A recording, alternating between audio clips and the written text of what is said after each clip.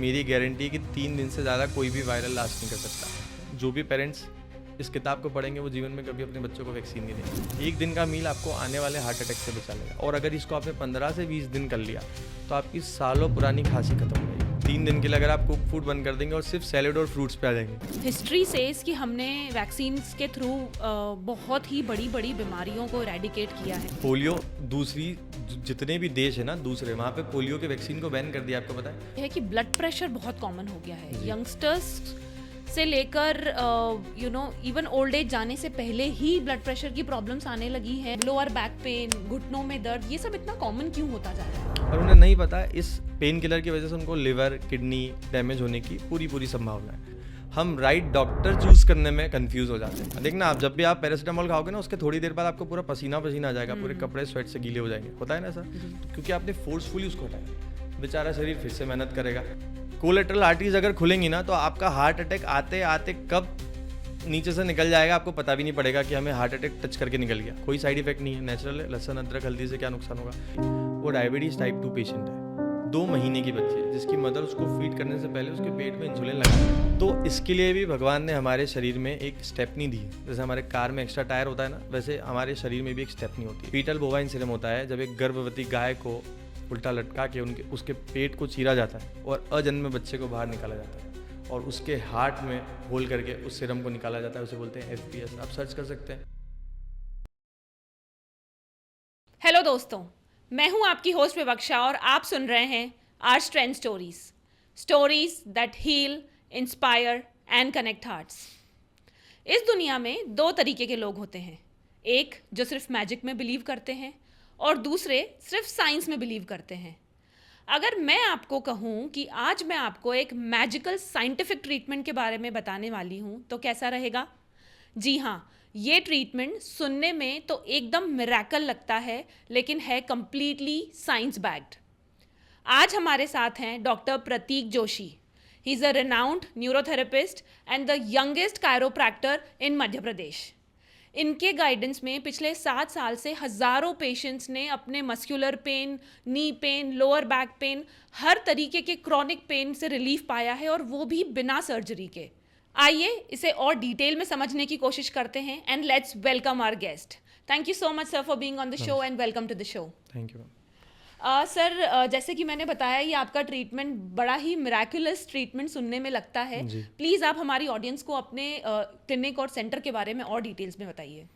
इंदौर में मेरा क्लिनिक है, नरीमन सिटी में, और हम हमारे क्लिनिक पे नर्व रिलेटेड पेन, बोन से रिलेटेड जो पेन्स होते हैं, मस्कुलर पेन्स होते हैं, सभी तरह के पेन का बहुत ही आधुनिक तरीके से और वैदिक तरीके से ट्रीटमेंट करते हैं। हमारे यहाँ पे रोबोटिक मशीन्स हैं जिससे कि हम किसी भी तरह के पेन को कंट्रोल कर सकते हैं, और वैदिक चिकित्सा के माध्यम से हम लोगों को सर्जरी से बचा सकते हैं। एक इंसान के शरीर में हज़ारों तरह से पेन आ सकता है। हम जो वैदिक चिकित्सा होती है, हम उससे डायरेक्टली डायग्नोस करते हैं, रूट कॉज से पेन को पकड़ते हैं और जड़ से ख़त्म कर देते हैं। अगर डॉक्टर्स ने सर्जरी बोली है, ऑपरेशन बोल दिया है, फॉर एग्जांपल किसी को घुटनों का दर्द है, किसी को गर्दन का दर्द है, कमर का दर्द है, आजकल ऑपरेशन सर्जरीज बहुत ही कॉमन हो गई है। आपको छोटा मोटा डिस्क बल्ज हुआ है, स्लिप डिस्क हुआ है, आप हॉस्पिटल जाएंगे, MRI करवाएंगे, रिपोर्ट करेंगे, डॉक्टर सीधा आपको बोलेगा कि आप सर्जरी करो, क्योंकि ये मार्केट बहुत ही अलग है और लोगों को इसका हल नहीं पता है कि अगर हमें इस तरह का कुछ हुआ है तो हम कहाँ जाएँ, किसके पास जाएँ। तो गलत गाइडेंस में मिसगाइड होकर लोग सर्जरीज करवा लेते हैं और उसके बाद उनकी लाइफ में बहुत सारी प्रॉब्लम्स आ जाती है। तो अननेसेसरी सर्जरीज को हम रोकते हैं। आप समझना, मतलब अगर मैं ये लेवल की बात कर रहा हूँ तो मतलब ऐसा क्या होता है कि मतलब कितने लोगों को अगर सर्जरीज का बोला है तो उसमें से एक्चुअल क्या सही है, मतलब क्या आंकड़ा है कि लोगों को सर्जरीज नहीं करवानी है, तो वो जाता है 10:1 पे। अगर 10 लोगों को सर्जरी बोली है तो उसमें से एक ही जना ऐसा निकलेगा जिसको बहुत ज़्यादा ही उसकी रिक्वायरमेंट है, जिसकी कंडीशन बहुत ज़्यादा ख़राब हो गई है। बाकी के 9 लोग अपने आप थेरेपी करके ठीक हो सकते हैं, पर ये कोई भी गाइड नहीं करता है पेशेंट को, और 10 के 10 लोग सर्जरी करवा लेते हैं। सर, शुरुआत से अगर समझें तो आजकल 25 से 35 साल की उम्र में ही लोगों को दर्द आना काफ़ी कॉमन हो गया है। लोअर बैक पेन, घुटनों में दर्द, ये सब इतना कॉमन क्यों होता जा रहा है? ये सब पॉस्चर मिस्टेक्स है। बेसिकली आप देखेंगे कि जब से मोबाइल फ़ोन आया है, जी। तो हमारा पोस्चर ही चेंज हो गया है। जब भी हम फ़ोन यूज़ करते हैं, बहुत ही कॉमन है, आप सबको देखेंगे, हम खुद भी जब भी फ़ोन यूज़ करते हैं तो हम ऐसे करके फ़ोन यूज़ करते हैं। पहले जब फ़ोन का टाइम नहीं था तो हम सीधे दिखते थे, तो अब उसके कारण क्या हुआ ना, हमारा पोस्चर बिगड़ने लगा है। जो हमारा सर्वाइकल एरिया है, जो हमारी यहाँ की बोन है, वो बेंड होने लगी है आगे की तरफ। तो जब हमारी बोन आगे की तरफ बेंड होगी तो हम जो जो वर्टिब्राज होती है, जो सर्वाइकल की जो बोन्स होती है, उसके बीच में जो डिस्क होती है, उसमें बल जाता है तो हमारी नर्व कंप्रेशन होती है, हमारी जो स्पाइनल कॉर्ड होती है ना, उसे दबाती है, और उसकी वजह से इस तरह के पेन चालू हो जाते हैं। उसी तरह से जैसे लोअर बैक पेन आता है, तो लोअर बैक पेन कोई भी पेन दो ही कारण से आएगा। या तो कोई एक्सीडेंट हो गया है, दूसरा पेशेंट का पॉस्चर ही खराब है। फॉर एग्जांपल जैसे जिम जाते हैं कॉमन, अब जिम जा रहे हैं, कोई भी एक्सरसाइज कर रहे हैं, कोई भी एक एक्सरसाइज ले लेते हैं अपन लोअर बैक की, जैसे कि फॉर एग्जांपल डेड लिफ्ट हो गया। यंगस्टर्स इंस्टाग्राम वगैरह पे रील देखते हैं बॉडी बिल्डर्स की, और बड़ा उनको देख के अट्रैक्ट हो जाते हैं, जिम जाते हैं। अब उन्हें नहीं पता है कि किस फॉर्म में डेड लिफ्ट लगानी है।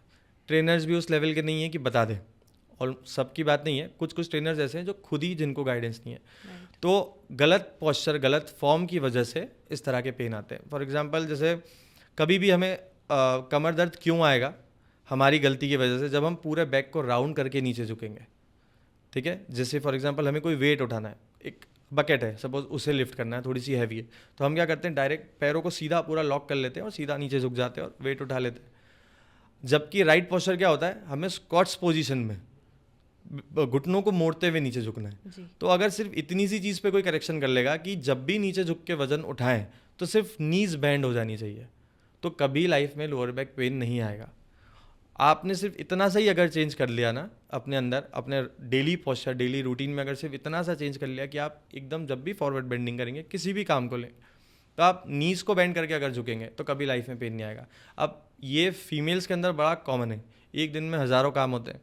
तो फीमेल्स के अंदर कैसा रहता है, फॉर एग्जांपल बेडशीट भी बदलना है, झाड़ू भी लगाना है, बच्चों को भी गोदी में लेना है बार बार, है ना, 100 तरह के काम होते हैं। नहाने के बाद जब हम बदन पोंछते हैं तो एकदम सीधा नीचे झुक जाते हैं। ठीक है, और मतलब मल्टीपल पॉस्चर्स हैं। अगर इन सब पॉस्चर के अंदर इतना सा चेंज आ जाए कि कोई भी, अगर आप फॉरवर्ड बेंडिंग करो सिर्फ नी बेंड हो जाए, तो लाइफ में इस तरह का पेन नहीं आएगा। क्योंकि हमारी जो स्पाइनल कॉर्ड होती है, हमारी जो वर्टिब्राज है, उनके बीच में जो डिस्क है ना, वो शॉक एब्जॉर्ब करने का काम करती है, एक लचीलापन बनाती है। स्पाइन के अंदर वो जेल लाइक सब्सटेंस जो है वो बनाई इसलिए कि हम टर्न हो पाएँ, घूम पाएँ, झुक पाएँ, सीधे खड़े हो पाएँ, है ना। अब जब हम उसके ऊपर डायरेक्ट लोड देते हैं तो पर्टिकुलरली वर्टेब्रा पे लोड आ जाता है। फॉर एग्जांपल जब हम एकदम से नीचे झुक के वेट उठाते हैं तो L4 L5 जो नीचे की जो स्पाइन है, सिर्फ डायरेक्टली उसके ऊपर लोड देते हैं, पूरी स्पाइन पे डिवाइड नहीं कर रहे हैं। तो पर्टिकुलर जब वर्टेब्रा पे इतना ज़्यादा लोड आ जाएगा तो उसका बल्ज होना तय है। और अगर हम घुटनों के बल सीधा नीचे बैठेंगे तो हमारी पूरी स्पाइन शॉक एब्जॉर्ब करने का काम करेगी। तो छोटे छोटे से पॉस्चर्स हैं। अब जैसे IT सेक्टर के लोग आप ले लें जो लैपटॉप पे बहुत बहुत देर काम कर रहे हैं। अब आपने देखा होगा जब भी हम कोई काम करते हैं तो हम एक धुन में बस काम करते जाते हैं। फॉर एग्जांपल कोई वीडियो एडिट कर रहे हैं या कुछ प्रोजेक्ट है उस पर काम कर रहे हैं, तो हमें पता ही नहीं पड़ता 2-3 घंटे कब निकल गए, बहुत ही मामूली बात है। पर 2-3 घंटे तक हम ऐसे बैठे हैं और पूरा टाइम नेक को झुका के बैठे हैं। 2-3 घंटे बाद जब हमारा काम होता है और हम थोड़ा सा रेस्ट लेते हैं तभी पेन हो जाता है। बोलते हैं ना मसल में क्रैम्प आ गया या जकड़न आ गई, वहीं से शुरुआत होती है सर्वाइकल पेन की और वहीं से स्टार्टिंग होती है। तो ये जितने भी बॉडी पेन्स हैं ये सब हमारे पॉस्चर के कारण हमें आए। राइट। सर आपका एक रील हमने बहुत ही वायरल होते हुए देखा है जहां आप कह रहे हैं कि पेन किलर एक्चुअली बॉडी में क्या कर रही है, राइट। वो आप दवाई खा रहे हैं और आप पर्टिकुलर टाइम के लिए वो सिग्नल कट हो जा रहा है। अब हमारी ऑडियंस जानना चाहती है कि उसका हल क्या है। प्रॉब्लम तो हम समझ चुके हैं, प्लीज़ आप हमें गाइड कीजिए कि इसका सोल्यूशन क्या है, नेक्स्ट स्टेप क्या है। बेसिकली वो रील साइटिका के ऊपर थी। साइटिका हमारे शरीर की सबसे बड़ी नस होती है जो हमारे लंबर रीजन, हमारे जो कमर वाला एरिया है, वहाँ से लेकर पूरे पैर में ट्रैवल करती है। तो साइटिका शरीर की सबसे बड़ी नस है और जब वो कंप्रेस्ड हो जाती है, जब वो नर्व कंप्रेशन होता है, वो जैसा कि मैंने बताया कि गलत पोस्चर की वजह से या एक्सीडेंट की वजह से वो नर्व दबती है। और ये बहुत ही कॉमन है आज के टाइम पे। मतलब हमारे यहाँ पे 100 में से 70 पेशेंट होंगे जो साइटिका के पेशेंट्स हैं। अच्छा। है ना। तो ये बहुत कॉमन प्रॉब्लम है।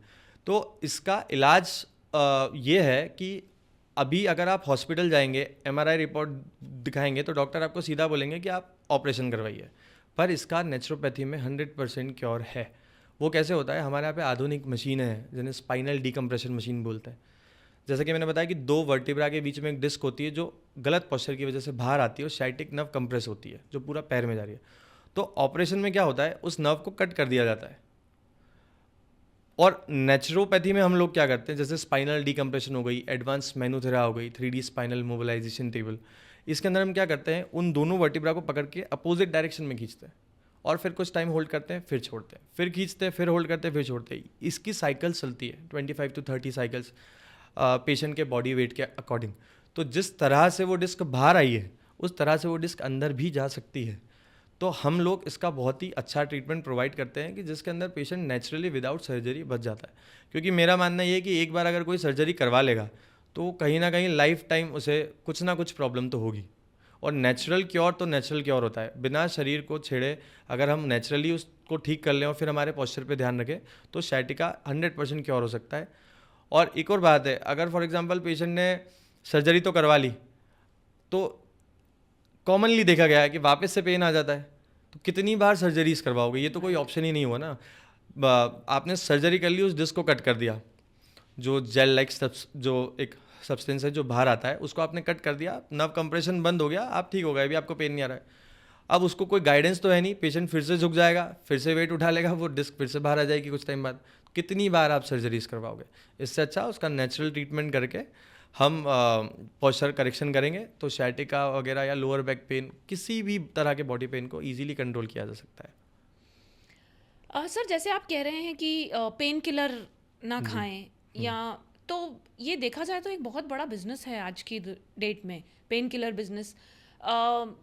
तो आप हमें ये समझाइए कि कब एक आम आदमी को पता चलेगा कि ये पेन जो मुझे हो रहा है इसके लिए मुझे एक डॉक्टर न्यूरोलॉजिस्ट के पास जाना है, या फिर अब मुझे एक नेचुरल थेरेपी की ज़रूरत है, just may be like you neurotherapist. Exactly. Pain killers basically क्या काम करती है ना, एक शॉर्ट में बात करेंगे। पेन किलर का काम है दर्द को बंद कर देना। अब मेरे पास जैसे कॉमनली पेशेंट आते हैं और हम मुझसे जैसे फर्स्ट टाइम जो टॉक होती है तो बोलते हैं दवाई खा रहे हैं बहुत आराम है। तो वो एक साइकोलॉजी बन गई है लोगों की कि दवाई खाएंगे तो इस दवाई से ठीक चल रहा है सब। अब दर्द है, दवाई खाई, ठीक है, तो इंसान यूज टू हो जाता है। पर उन्हें नहीं पता इस पेन किलर की वजह से उनको लिवर किडनी डैमेज होने की पूरी संभावना है। अब आपका क्वेश्चन है कि पेन किलर ना खाए तो क्या करें जी। पेन तो बहुत हो रहा है, उसे रेडिएटिंग पेन हो रहा है, अनबेरेबल पेन है, तो विदाउट पेन किलर कैसे ठीक होगा? तो सबसे पहली बात तो पेन क्यों होता है आपके शरीर में, जैसा मैंने बताया जैसे sciatica हुआ, क्यों हुआ? क्योंकि एक डिस्क थी जो बल जो कि बाहर आ गई, उसके कारण नर्व कंप्रेस्ड हो गई। अब आपके पूरे पैर में दर्द आ रहा है, वो दर्द आपका ब्रेन आप तक पहुंचा रहा है। आपका ब्रेन आपको बताने की कोशिश कर रहा है इसका कुछ करो, किसी डॉक्टर के पास जाओ, उसको ठीक करो, कैसे भी करके उसको ठीक करो, नहीं तो बड़ी प्रॉब्लम हो जाएगी, आप व्हील चेयर पर आ जाओगे। तो हम क्या करते हैं, अब यहाँ थोड़ी सी गलती हो जाती है लोगों से, हम राइट डॉक्टर चूज़ करने में कंफ्यूज हो जाते हैं कि हम जाए किसके पास। क्योंकि अगर किसी को मतलब नर्व से रिलेटेड पेन है तो वो क्या करेगा, या तो न्यूरोलॉजिस्ट के पास चले जाएगा, न्यूरो सर्जन के पास चले जाएगा, न्यूरोथेरेपिस्ट के पास चले जाएगा। न्यूरो से रिलेटेड बहुत सारी फील्ड है। अब यहाँ पे कोई राइट गाइडेंस देने वाला नहीं है। आप जिसके भी पास जाओगे वो सबके पास इलाज है। अगर आप न्यूरोलॉजिस्ट के पास जाएंगे वो आपको पेन किलर्स दे देंगे।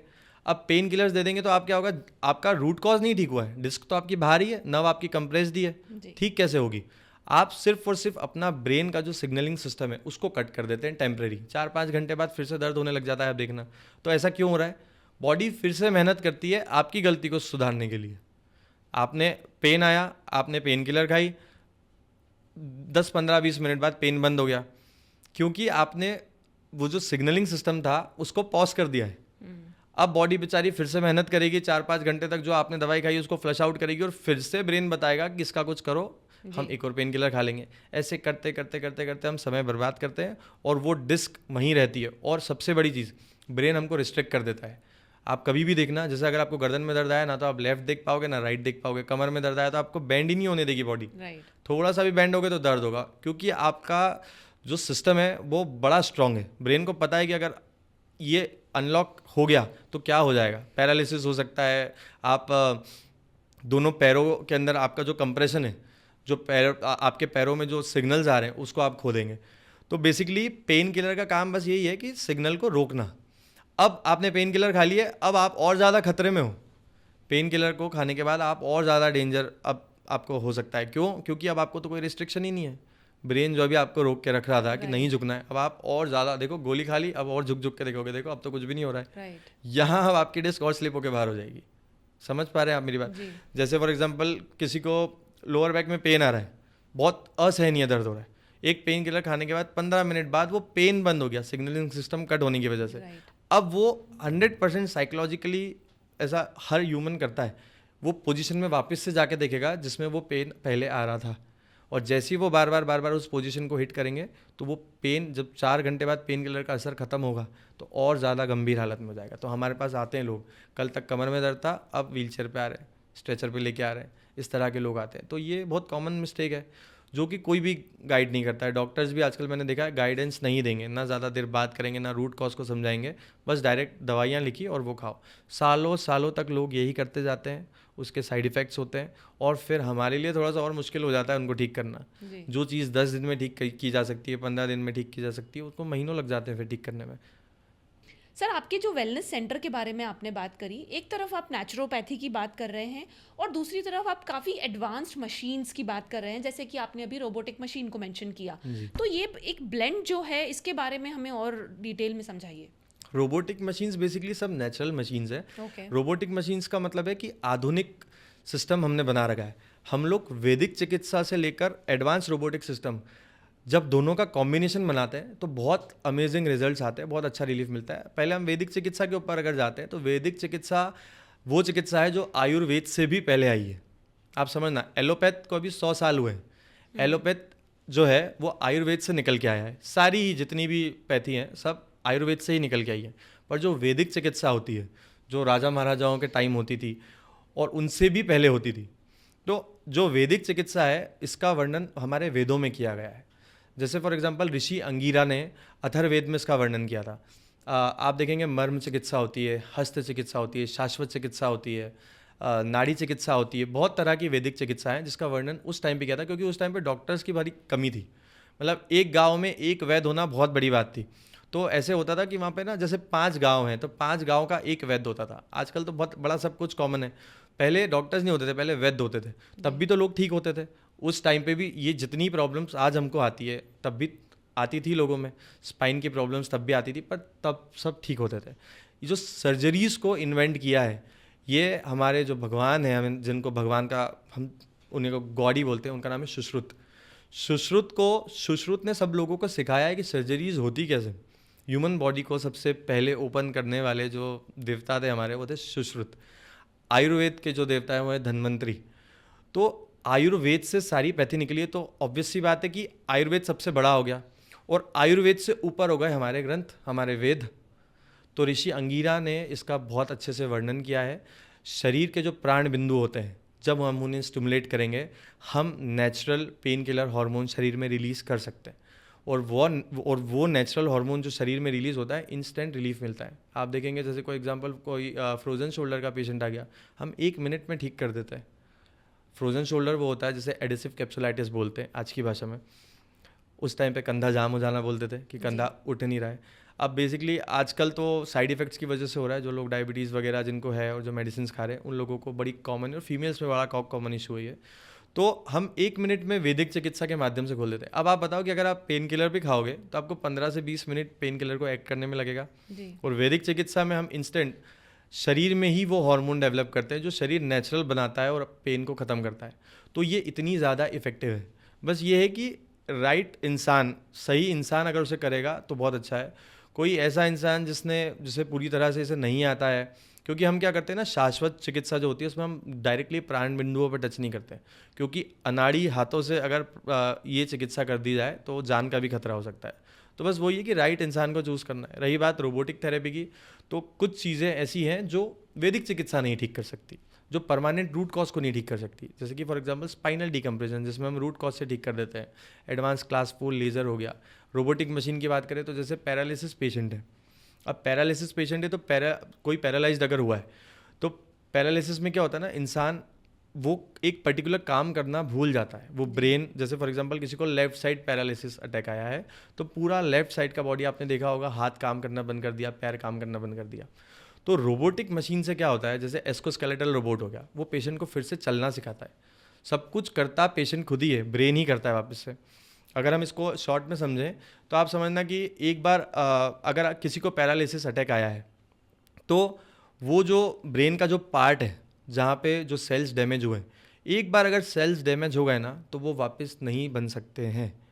जी। वो डेड हो गए मतलब डेड हो गए, अब ख़त्म हो गया सब कुछ। पर अब आपका एक क्वेश्चन होगा कि फिर थोड़े टाइम बाद पेशेंट कैसे रिकवर कर जाता है और कैसे मतलब वापस से नॉर्मल काम करने लग जाता है, हाथ पांव चलाने लग जाता है। ऐसा भी तो होता है। तो ये दवाइयों से नहीं हो रहा है, ये थेरेपी से नहीं हो रहा है, ये एक मेहनत है, एक पेशेंट का आत्मबल है, विश्वास है। क्या होता है कि हमारा जो ब्रेन है सबका अलग अलग अलग अलग फंक्शन है, ठीक है। हमारा शरीर का जो, जैसे हमारा जो right part of the brain है वो लेफ्ट साइड की बॉडी कंट्रोल करता है, जो left part of the brain है वो राइट साइड की बॉडी कंट्रोल करता है। कुछ क्लॉटिंग वगैरह हुई, पैरालिसिस अटैक आया, अब वो उतना उतना पार्ट हो गया डैमेज, उतने उतने सेल्स हो गए डेड और पेशेंट एक तरफ से पैरालाइज्ड हो गया है। जब हम उसको एस्कोस्केलेटल रोबोट पे चलवाते हैं कुछ टाइम तक, तो हम उसे बोलते हैं आप आंखें बंद करके फील करो कि आप खुद वॉक कर रहे हो, जबकि रोबोट आपको वॉक करवा रहा है। हम उसे बोलते हैं कि आप फील करो कि आपका हाथ खुद खुल रहा है, खुद बंद हो रहा है। और हम दूसरे हाथ को देखते हैं और यहाँ से वो जब ऐसा देखता है पेशेंट तो क्या होता है, हम भगवान ने खासियत दी है ब्रेन में, जो दूसरे सेल्स होते हैं ना वो इसको अडॉप्ट कर लेते हैं, वो काम सीख जाते हैं इसका।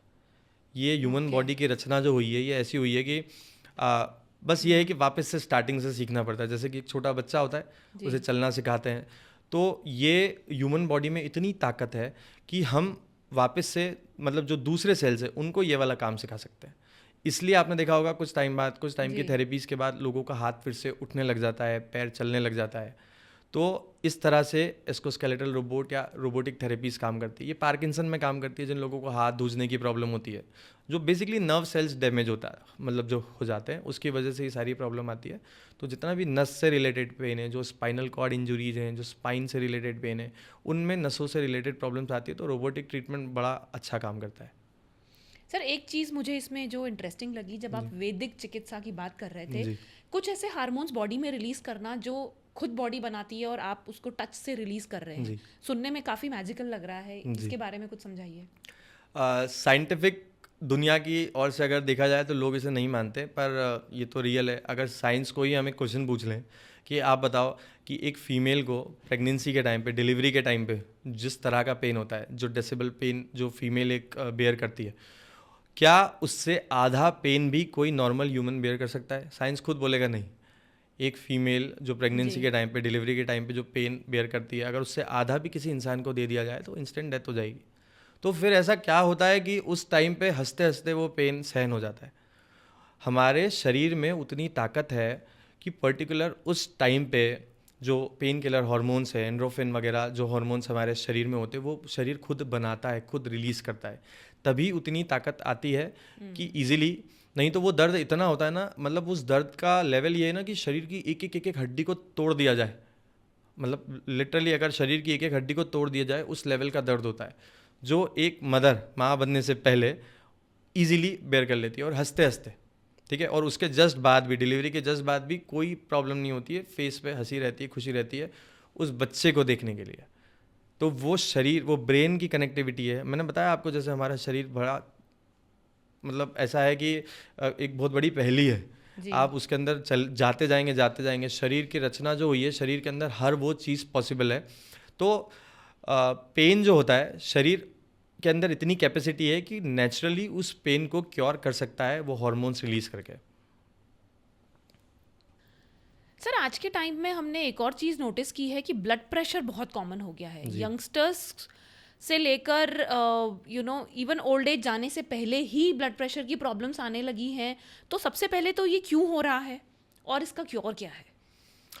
ब्लड प्रेशर होता क्या है, सबसे पहले तो ये जानेंगे हम। ब्लड प्रेशर हमारी बॉडी का एक नेचुरल मैकेनिज्म है, समझना कैसे। फॉर एग्जांपल अभी हम यहाँ बैठे हैं, सपोज आपको किस चीज़ से डर लगता है? लिजार्ड से डर लगता है। अगर आपके पास आ जाएगी तो आप क्या करोगे? एकदम से भागोगे। उस टाइम अगर हम आपका ब्लड प्रेशर चेक करेंगे तो हाई आएगा ऑब्वियसली।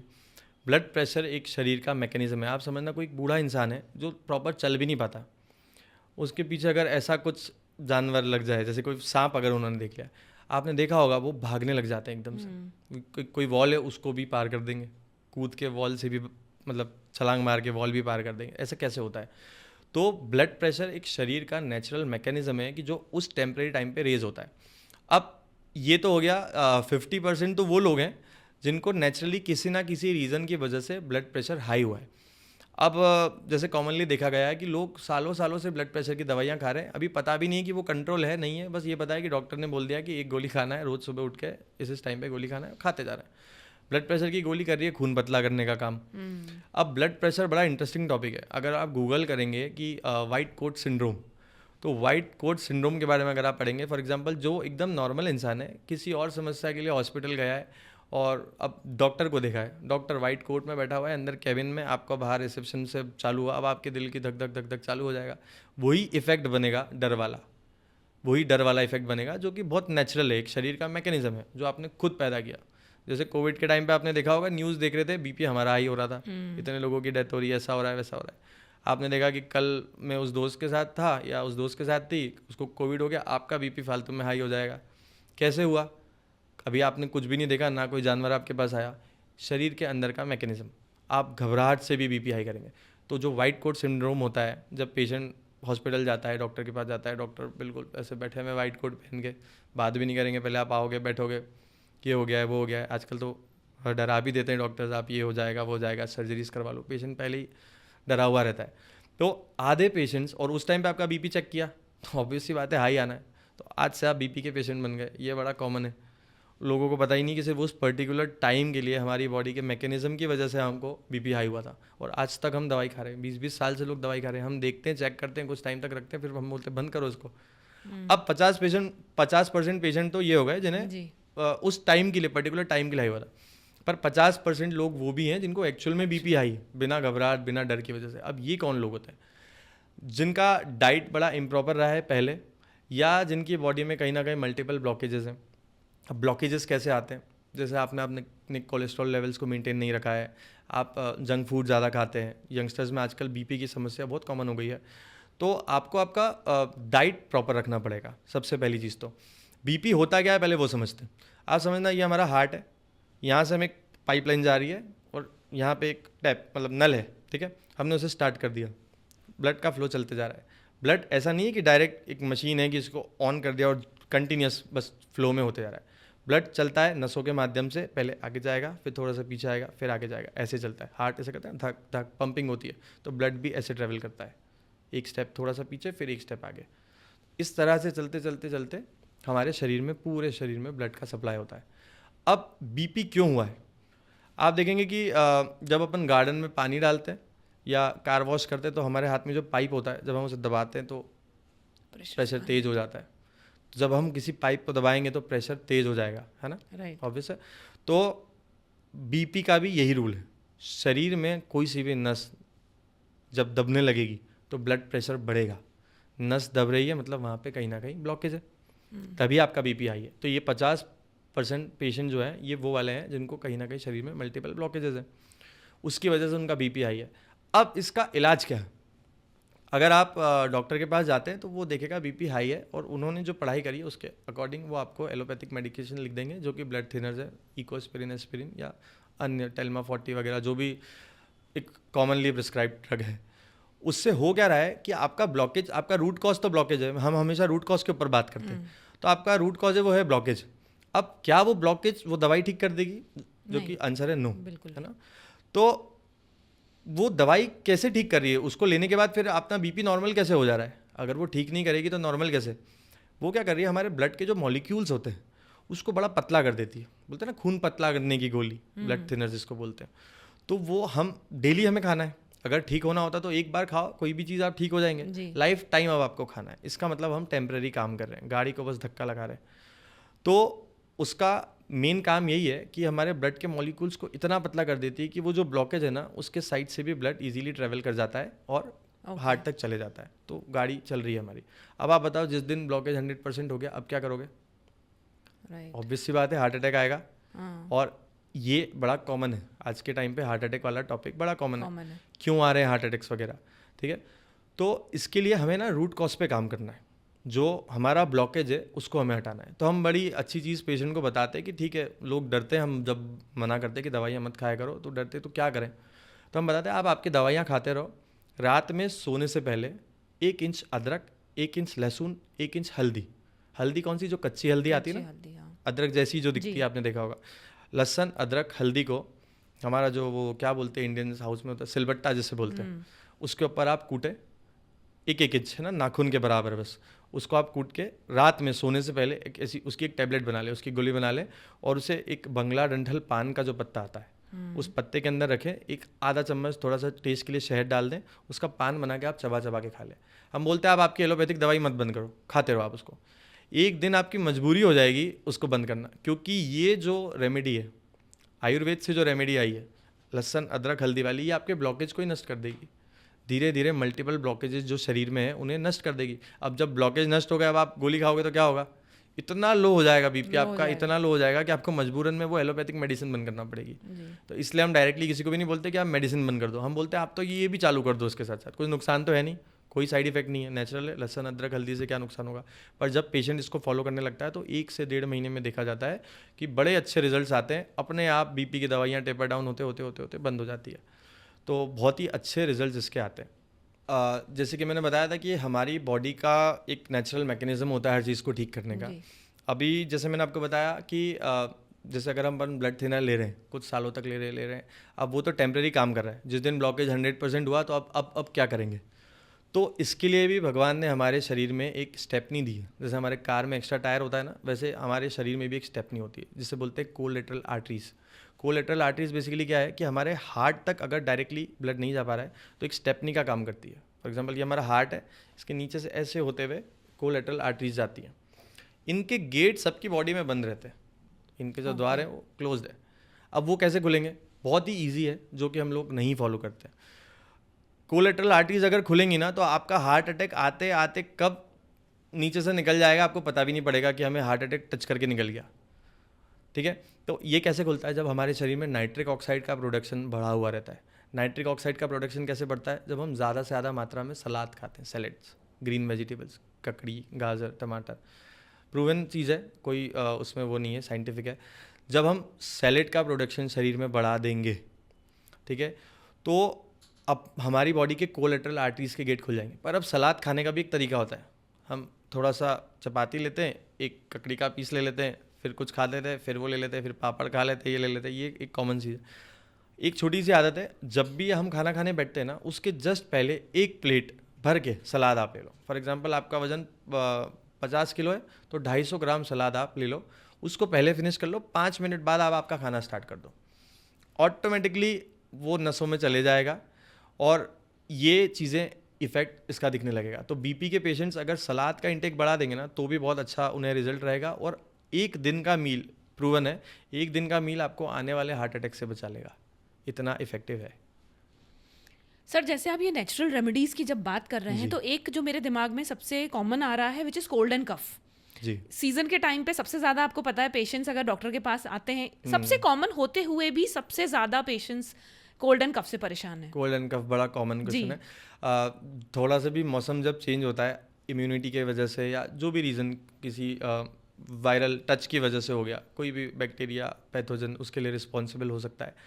तो जब कोल्ड कफ हमें होता है तो सबसे पहले ही दिन अगर हम ये रेमेडीज़ फॉलो कर लेंगे ना तो बड़ा अच्छे रिजल्ट्स आते हैं। इवन आपके एंटीबायोटिक्स और जो हम जो दूसरी टैबलेट्स वगैरह लेते हैं सर्दी जुकाम की, उससे बड़े अच्छे रिजल्ट्स आते हैं। जैसे कि आप बहुत अच्छा एक नुस्खा मैं बताता हूँ कि जैसे पाइनएप्पल होता है, पाइनएप्पल अगर आपको फर्स्ट डे है कफ आपको हो गया, अगर आपको फील हो रहा है तो आप पाइनएप्पल को अगर कट करेंगे, आधा पाइनएप्पल खा लेंगे ना, आप जादू देखेंगे, एकदम से आपके शरीर में से कफ मेल्ट होने लगेगा, वो कफ को तोड़ के नीचे भेज देगा। पाइनएप्पल का जो एंजाइम है ना, उसे ब्रोमेलिन बोलते हैं। पाइनएप्पल में एक एंजाइम पाया जाता है ब्रोमेलिन, वो बड़ा इफेक्टिव है इसमें।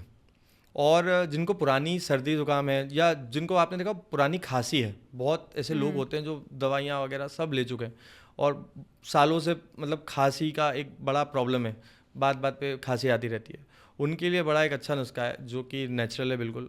पोमोग्रेनेट आता है ना हमारा, अनार जिसे हम बोलते हैं, अनार को आप कट करेंगे, 1 कटोरी अनार आप ले लेंगे, उसको डायरेक्ट आप गैस पे रख देंगे एक बाउल में, और 1 मिनट से ज़्यादा हमें उसे नहीं सेकना है, स्टर नहीं करना है। तो क्या होगा कि 1 मिनट तक जैसे आप करते जाएंगे ना तो उसके अंदर से थोड़ा थोड़ा धुआं निकलेगा, थोड़े से स्टीम टाइप हो जाएंगे ना, उसको आप गरम गरम ही कटोरी में ले लें और उसे फिर स्पून से आप खाने लगे। तो जब आप उसे स्पून से खाएंगे तो वो पूरा कफ लेके, जो ड्राई कफ है वो पूरा लेके नीचे उतर जाएगा। और अगर इसको आपने 15 से 20 दिन कर लिया तो आपकी सालों पुरानी खांसी खत्म हो जाएगी। इतने छोटे छोटे से नुस्खे हैं जो बड़ा अमेजिंग रिजल्ट्स है जिनका, बहुत अच्छा वो देते हैं। हम पेशेंट्स को बताते हैं और हज़ारों लाखों लोग ठीक होते हैं इनसे। पर यह है कि हम थोड़ा सा डाइवर्ट हो गए हैं मेडिसिन की तरफ, तो हमें लगता है कि ये ईजी है, जबकि हमारे घर में ही इलाज उसका संभव है। Sir again cough on cold में बहुत सारे नुस्खे चलते हैं घर के, लेकिन सबसे पहले जो हम हैं, हम फ्रूट्स खाना बंद कर देते हैं, दही खाना बंद कर देते हैं।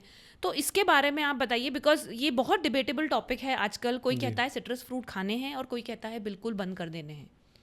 मैं बोलता हूँ कि अगर आपको सर्दी जुकाम बुखार स्टार्ट हुआ है और अगर आप 3 दिन के लिए कुक्ड फूड बंद कर देंगे, 3 दिन के लिए अगर आप कुक्ड फूड बंद कर देंगे और सिर्फ सैलेड और फ्रूट्स पे आ जाएंगे, तो मेरी गारंटी है, आपके चैनल के माध्यम से मेरी गारंटी है कि 3 दिन से ज़्यादा कोई भी वायरल लास्ट नहीं कर सकता। क्यों नहीं कर सकता आप समझना, हम क्या गलती कर रहे हैं ना। फॉर एग्जांपल हमें बुखार आया, सर्दी जुकाम हो गई, फीवर आएगा। वो फीवर क्यों आ रहा है पहले तो ये समझूं। फीवर इसलिए आया है कि हमारे शरीर में कोई बैक्टीरिया, कोई वायरस, कोई पैथोजन उसके लिए रिस्पॉन्सिबल है, जो एंटर कर गया है।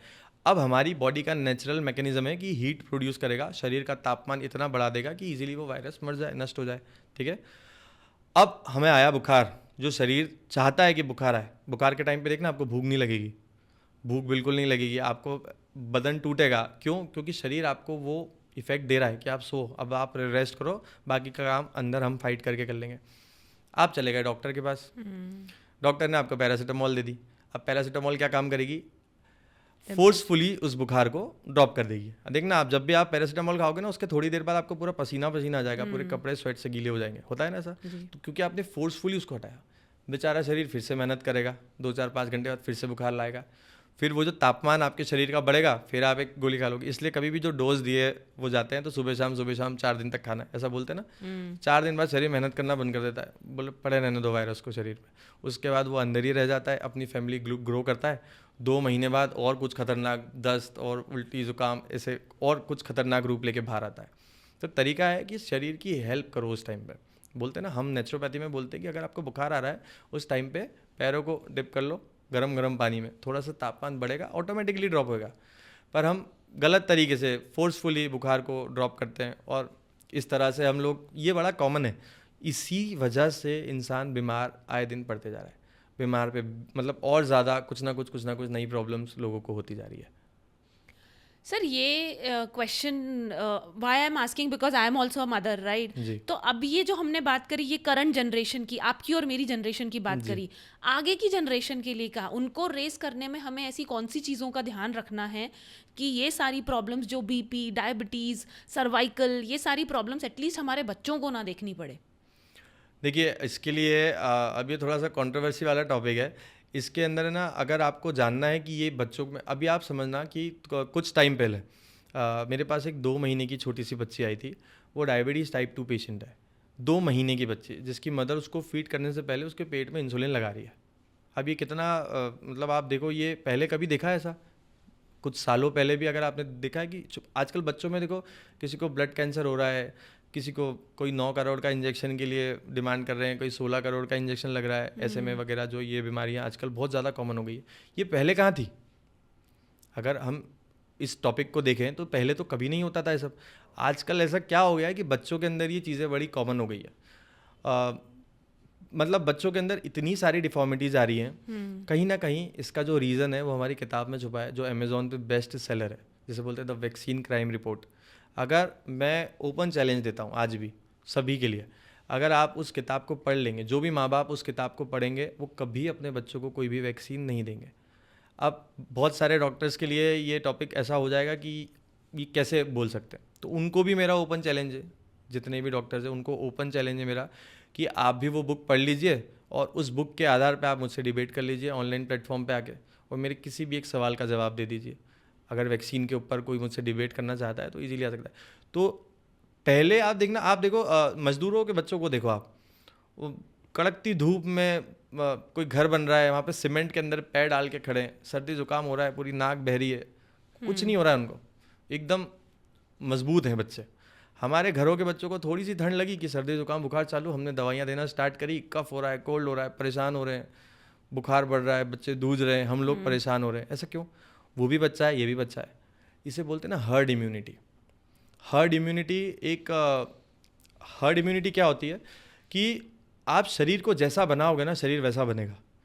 ठीक है, आप अगर जैसे बच्चों के केस में देखा जाए, आप अगर उन्हें इतना ज़्यादा पैम्पर करेंगे और इतना ज़्यादा हर चीज़ के लिए टोकेंगे और यहाँ नहीं करना, धूप में पैर नंगे पैर नहीं जाना, रेत में नहीं खेलना, ये नहीं करना, तो वो पुरानी चीज़ें जो होती थी वो सब खत्म हो गई। अब हमने हमारे बच्चों को ना बिल्कुल पपेट बना दिया है। ठीक है, इतने मतलब इतने कमज़ोर हो गए हैं बच्चे, उनकी इम्यूनिटी नहीं है वैसी। ठीक है, हम लोग तो बचपन में सब कुछ करते थे, हम रेती में भी खेलते थे, हम धूप में भी जाते थे, छत पे पतंग उड़ाते थे, पेप्सी पी लेते थे ठंडी ठंडी। उस टाइम तो सब कुछ होता था। तो उस लेवल से हमारी इम्यूनिटी बनी है, आपकी और हम सबकी। पर आजकल की जो जनरेशन है, आप देखना बड़ी कॉमन हो गई है समस्या। आए दिन बच्चे ये बीमार पड़ रहे हैं। नए नए बच्चों को जैसे आप स्कूल भेजोगे तो वो बीमार पड़ के ही आएगा। 5-6 बार के बाद तो आपको लगेगा इसको स्कूल भेजते तभी ये बीमार हो रहा है, पर नहीं, वो हर्ड इम्यूनिटी है, वो काम कर रही है। और वैक्सीन्स क्या काम कर रही है, वो किताब में उसका बिल्कुल प्रॉपर बताया गया है कि ये जितनी भी नई नई प्रॉब्लम्स आई है, कहीं ना कहीं ये ड्रग्स, ये केमिकल्स ही रिस्पॉन्सिबल हैं जो बच्चों के शरीर में चीज़ों को, हार्मोन्स को बदल रहे हैं, इम्बैलेंस हो रहा है। आप समझना कि अगर आप इतिहास निकालेंगे, आप पुराने लोगों को देखो, एज होती थी 100 साल प्लस होती थी लोगों की एज। आप लोगों की डाइट होती थी, एक एक घी का डब्बा पी जाते थे लोग पूरा। अब आप मेरे को 1 कटोरी घी पी के दिखाइए कोई, आपको 10 लग जाएंगे इंस्टेंट, कितना ही अच्छी क्वालिटी का आपके घर का बना हुआ घी क्यों ना हो। क्योंकि उस लेवल का हमारा शरीर ही नहीं बच पाया। पुराने लोग 100 साल की एज में भी काम करते थे। आज 70 साल का इंसान हो जाता है तो उसको घर के 3-4 लोग वो संभालते हैं, बेड रेस्ट पे होता है, केयर टेकर होता है, ये बड़ा कॉमन है। आपने खुद, जब आप छोटे होंगे, आपने देखा होगा कि आपके घर में भी कोई 100 साल पार हुआ है। अभी आप मुझे एक भी इंसान बता दो जो अब के टाइम पे 100 साल से ऊपर चले जाएगा, पॉसिबल ही नहीं है।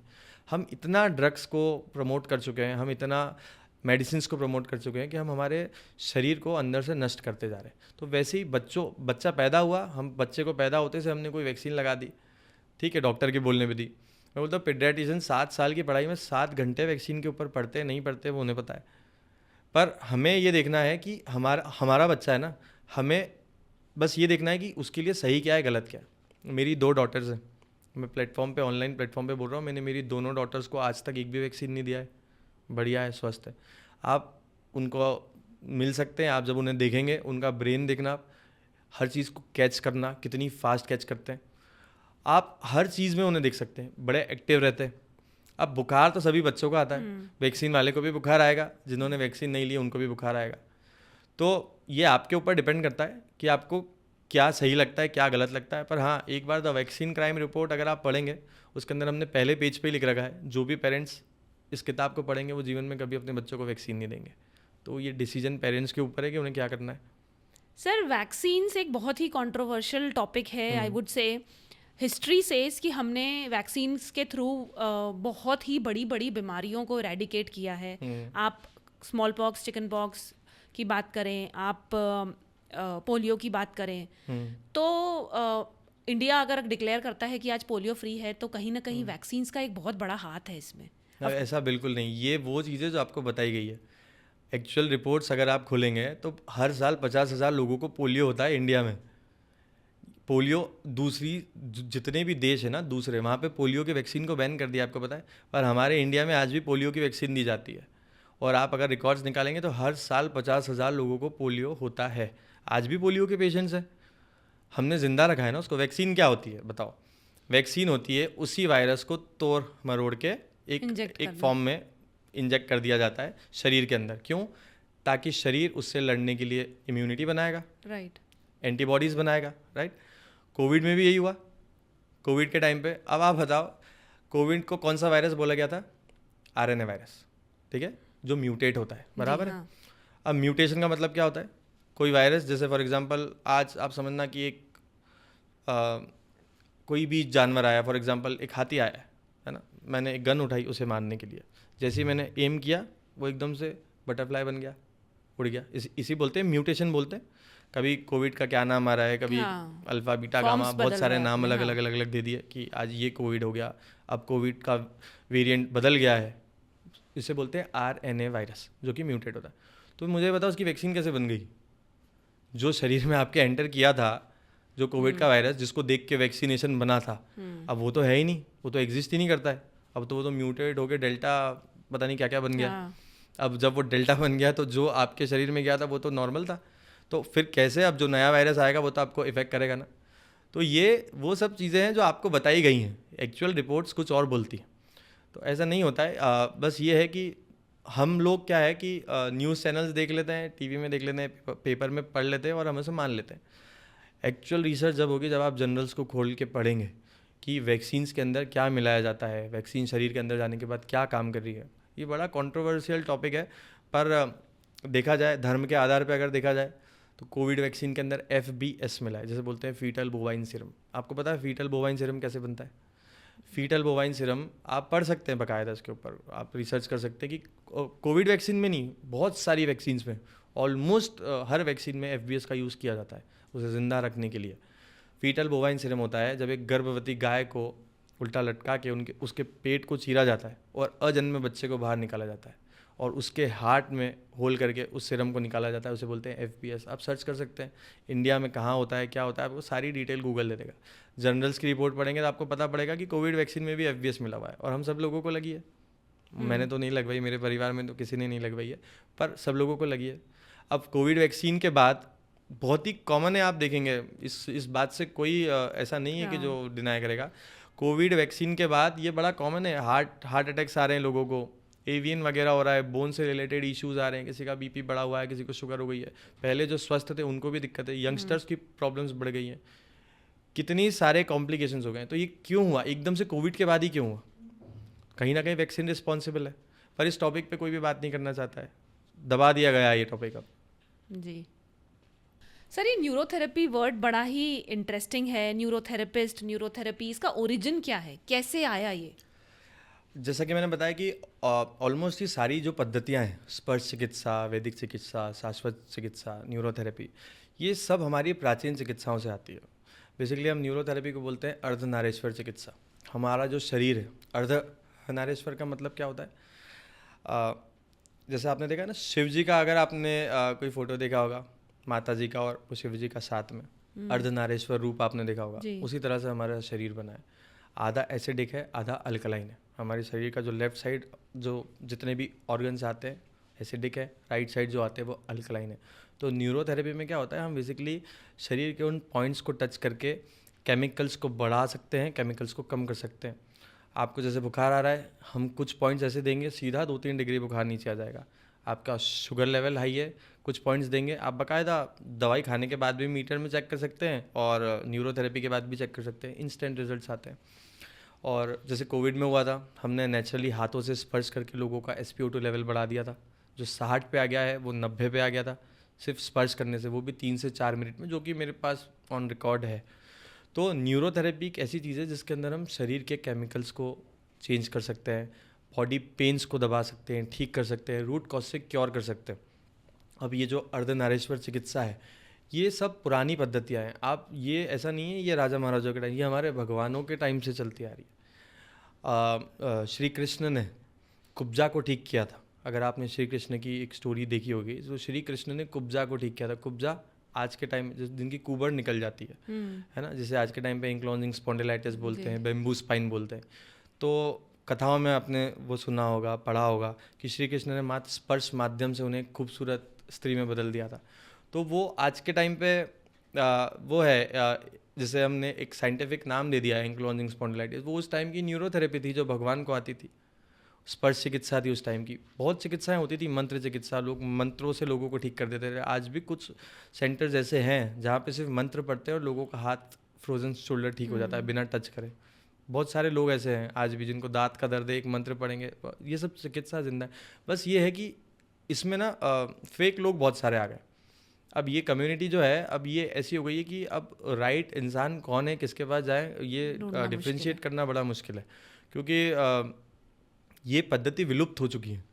अब हमारे जो डॉक्टर लाजपत राय मेहरा जी थे, उन्होंने न्यूरोथेरेपी का ज्ञान आचार्य रामगोपाल दीक्षित जी को दिया, उनसे हमें मिला।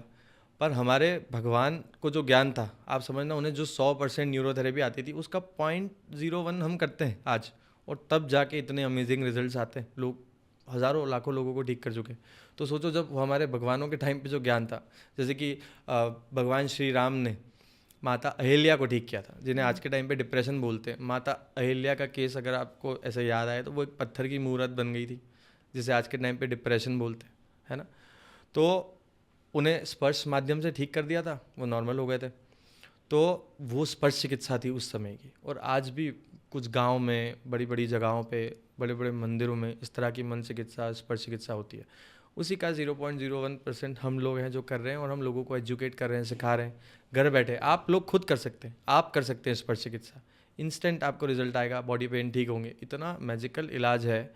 और लाइव तो देखेंगे तो उससे तो कोई मना कर ही नहीं सकता है कि बिना पेन किलर, बिना इंजेक्शन दिए आपने किसी को ठीक कर दिया। तो ये है न्यूरोथेरेपी का इफेक्ट, जो किसी भी प्रॉब्लम को ठीक कर सकती है। सर, अकॉर्डिंग टू न्यूरोथेरेपी, जो एक मैजिकल ट्रीटमेंट आपने बताया, जी। किस तरह से हमारी दिनचर्या होनी चाहिए?